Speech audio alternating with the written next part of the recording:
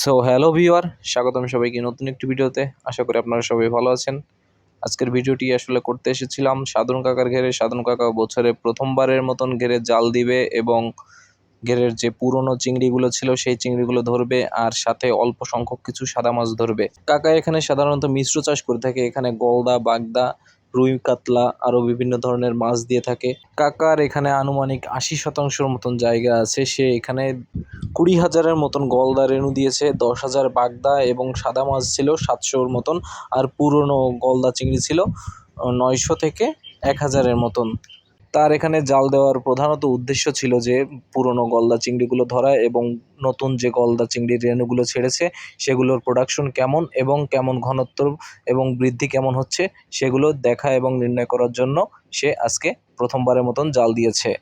তার কাছে আমি শুনেছি যে 1 কেজি সাইজের যে রুইগুলো সে ধরতেছে, এগুলো ধরার তার কারণ কি, এগুলো তো আরও বড় হবে। সে আমাকে বলল যে এখানে মাছের ঘনত্ব অধিক পরিমাণের হয়ে গিয়েছে, যার কারণে কিছু সাদা মাছ বা রুই মাছ যদি কমিয়ে দেওয়া হয় তাহলে যে অন্য যে ছোট মাছগুলো আছে সেগুলো পর্যাপ্ত পরিমাণের খাবার পাবে আর দ্রুততার সাথে বৃদ্ধি পাবে।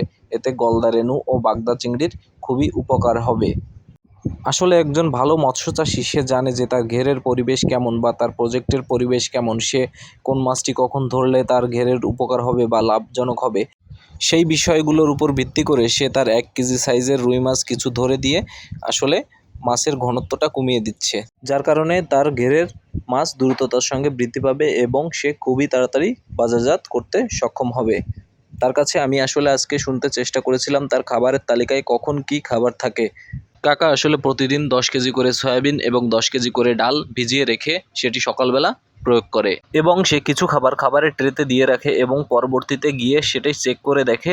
যদি সেই খাবারটি মাছে খায় তাহলে সে পরবর্তীতে রাতের বেলা 3 থেকে 4 কেজি সিপির যে উৎকৃষ্ট মানের খাবারটি আছে সেই খাবারটি প্রয়োগ করে। আসলে রাতে ভালো মানের ফিড ব্যবহার করার পিছনে একটি মাত্র কারণ, সেটি হচ্ছে চিংড়ির যত ধরনের প্রজাতি আছে এরা সবাই রাত্রেবেলা ঘোরাফেরা বেশি করে আর রাত্রে খায় বেশি। আর সাদা যে রুই কাতলা মাছগুলো আছে এগুলো দিনের বেলা বেশি খায়। আর যদি ভালো মানের খাবারটি আপনি দিনের বেলা প্রয়োগ করেন তাহলে আপনার ভালো মানের খাবারটি রুই কাতলা এইগুলোতে খেয়ে ফেলবে আর চিংড়ি মাছে বেশি পাবে না।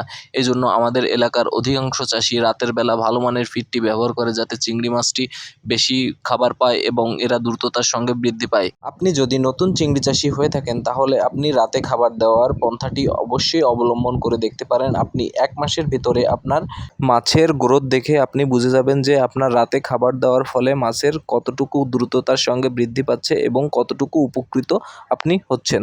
আজকের ভিডিওটি এই পর্যন্তই। আপনারা সুস্থ থাকবেন, ভালো থাকবেন। আজকের মতন বিদায়।